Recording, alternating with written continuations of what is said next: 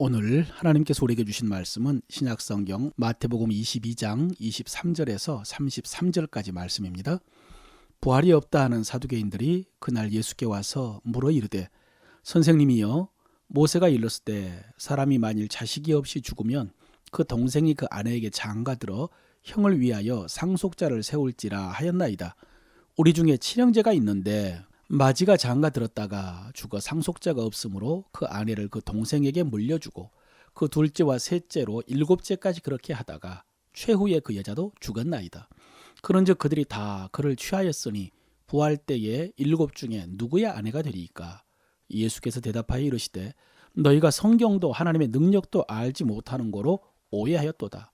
부활 때는 장가도 아니가고 시집도 아니가고 천국에 있는 천사와 같으니라. 죽은 자의 부활을 논할진대 하나님이 너희에게 말씀하신 바 나는 아브라함의 하나님이요 이삭의 하나님이요 야곱의 하나님이로다 하신 것을 읽어보지 못하였느냐? 하나님은 죽은 자의 하나님이 아니요 살아있는 자의 하나님이시니라 하시니 무리가 듣고 그의 가르치심에 놀라더라. 아멘. 오늘도 성령님께서 여러분의 심령을 하나님의 은혜와 사랑으로 충만케 하시기를 바랍니다. 그래서 그 은혜 사랑 베풀면서 또 믿음의 말로 하나님의 역사를 이루시기를 바랍니다. 오늘 읽은 본문은 부활 논쟁입니다. 부활이 없다 하는 사두개인들이 부활에 대해서 예수님에게 질문을 한 것입니다. 그런데 이 말씀을 더 잘 이해하기 위해서는 지금 흐름을 알아야 합니다. 지금 예수님은 예루살렘에 입성하셔서 긴장된 마지막 한 주간을 보내고 계십니다. 유대교 지도자들은 지난 2년 동안 예수님에 대한 소문을 듣고 조사하고 나서 예수님께서 자신들의 기득권에 위협이 된다라고 판단을 하고 죽이기로 결정을 했습니다. 그래서 그 빌미를 잡기 위해 예수님을 찾아와서 이것저것 질문을 합니다. 오늘 본문 앞에서는 가이사에게 세금을 바치는 것이 옳으니까? 라는 질문을 했고요. 오늘은 부활에 대한 질문을 했습니다. 그 다음에는 가장 큰 계명에 대한 질문이 이어집니다. 그런데 재미있는 것은 그들이 돌아가면서 질문을 했다는 사실입니다. 무슨 말이냐면 세금에 대해서 질문할 때는 바리새인들과 헤롯 당원들이 와서 질문을 했고 가장 큰 계명에 대해서는 율법사가 물었습니다. 그리고 오늘 부활에 대해서는 사두개인들이 와서 질문을 했습니다. 여러분, 가이사에게 세금을 바치는 것이 옳으냐라고 질문을 했던 바리새인들은 민족주의자들입니다. 유대교 전통을 고수하는 자들입니다. 그런데 이들이 열심당원과 다른 것은 로마의 무력으로 대항하는 대신에 종교적인 계명을 지킴으로 유대인의 정체성을 지키려 했다는 점입니다. 어쨌든 바리새인들은 반로마적인 성향이 강합니다. 반면에 헤롯 당원들은 우리나라로 말하면 친일파입니다. 로마 황제가 헤롯 가문을 유대인의 왕족으로 인정을 했기 때문에 그 일가와 그들에게 임명된 관원들이 헤롯 당원들입니다. 이렇게 바리새인과 헤롯 당원은 정말로 섞이기 힘든 다른 종파인데 예수님께 와가지고 세금에 대해서 질문을 했습니다. 왜냐하면 어떻게 하면 예수를 말의 올무에 걸릴까 하는 그런 이유 때문이었습니다. 뭐라고요? 어떻게 하면 예수님을 말의 올무에 걸리게 할까? 여기에서 말이라는 단어가 나왔습니다. 여러분, 사탄은 지금도 우리를 말의 올무에 걸리게 하려고 미혹한다는 사실을 알아야 됩니다. 지금 바리새인이나 사두개인처럼 어렵고 곤란한 질문, 그런 간교한 질문을 하지 않더라도 우리가 말에 실수하도록 끊임없이 유혹합니다. 올해 하나님께서 우리 교회에게 주신 약속과 명령이 내 입의 말로 하나님의 나라를 세우라 라고 할 정도로 말에는 엄청난 능력이 있는데 그런데 그 말로 우리가 하나님의 나라를 세우는 대신에 도리어 하나님의 나라를 무너지게 하고 하나님의 역사 대신에 마귀의 역사를 이루는 도구로 삼기 위해서 끊임없이 미혹한다는 사실을 알아야 됩니다. 그래서 말에 관한 성경의 교훈은 다 찾아보기 힘들 정도로 많은데요. 가장 기본적인 경계는 말이 많으면 허물을 면키 어렵다고 했고요. 또 말에 조급한 사람은 그보다 미련한 자에게 오히려 희망이 있다라고 했고 그래서 말하기도 더디하고 성내기도 더디하라 라고 했습니다. 사랑하는 성도 여러분, 말이 가장 기초적인 의사소통과 관계 형성의 도구입니다마는 그러나 필요 없는 말은 하지 않고 하나님의 말씀만 하겠다라는 그런 각오를 하시기를 바랍니다. 그래서 말에 실수가 아닌 말에 권세가 있고 능력이 있는 여러분 되시기를 바랍니다. 오늘 사두개인들은 바리새인들과 대조적으로 부활이 없다라고 주장하는 종파입니다. 그들은 모세 오경만을 성경으로 인정하기 때문에 모세 오경에 나오지 않는 부활이나 천사나 환상이나 계시나 종말 심판 이런 것들을 믿지를 않습니다. 그런데 예수님께서는 이런 것들을 가르치셨기 때문에 역시 말꼬리를 잡으려고 부활에 대해서 질문을 한 것입니다. 여러분, 이 내용을 살펴보기 전에 이들의 모습을 보면서 얻을 수 있는 교훈이 있습니다. 여러분, 원래 이들은 친구가 아닙니다. 바리새인과 사두개인은 친구가 아닙니다. 신학적으로도 정치적으로도 동질 그룹이 아닙니다. 상극이라고 할 만큼 이질적입니다. 그런데 이들이 예수님을 죽이는 데 있어서는 한마음이 됩니다. 헤롯 땅과 빌라도까지 하나가 되었습니다.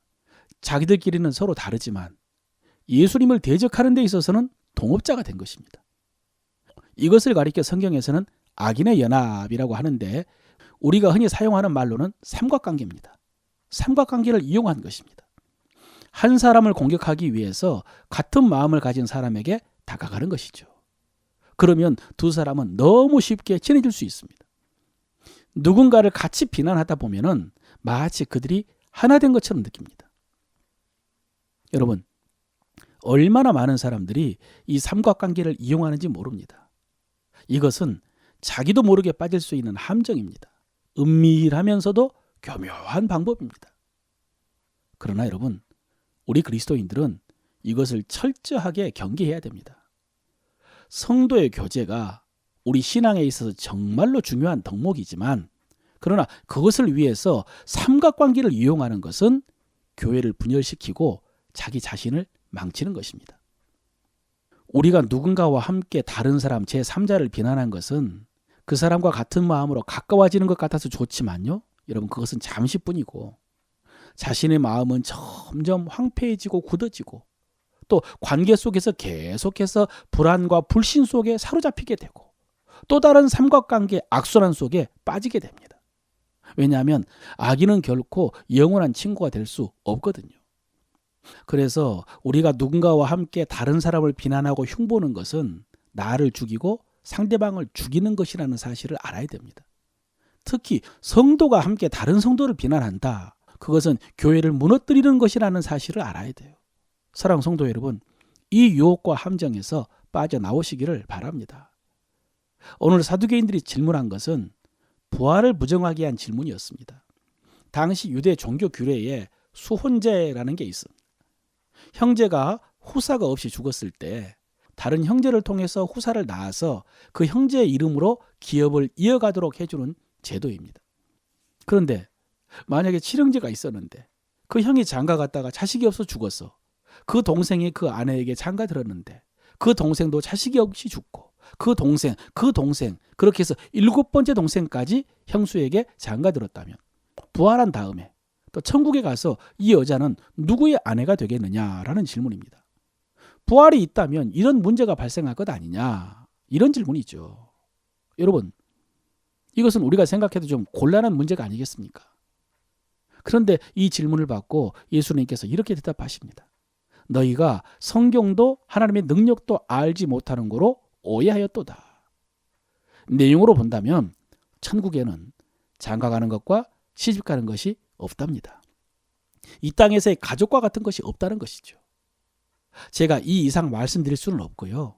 이 세상에서 가장 소중하고 행복한 것이 가족인데 천국은 그보다 더 좋은 곳인 것 같습니다. 그 정도밖에는 말씀드릴 수가 없습니다. 대신 여러분, 우리가 교훈 받아야 되는 것은 이들의 태도입니다. 여러분, 이들이요, 오늘 성경을 가지고 예수님께 질문을 했습니다. 그런데 그 이유가 진리를 알기 위해서가 아닙니다. 하나님의 뜻을 더 분명하게 알고 더 잘 순종하기 위해서 성경을 질문한 게 아닙니다. 이들은 지금 자신들의 주장을 합리화하기 위해서 질문을 했습니다. 자기의 말이 맞다는 것을 증명하고 싶어서 성경을 가지고 질문한 것입니다. 여러분, 단순하게 적용해 보자면 우리도 마찬가지입니다. 우리가 성경을 읽을 때 성경이 말씀하시는 것을 내가 듣고 깨닫고 받아들이는 것과 내 주장을 위해 성경을 마음대로 이용하는 것은 다릅니다.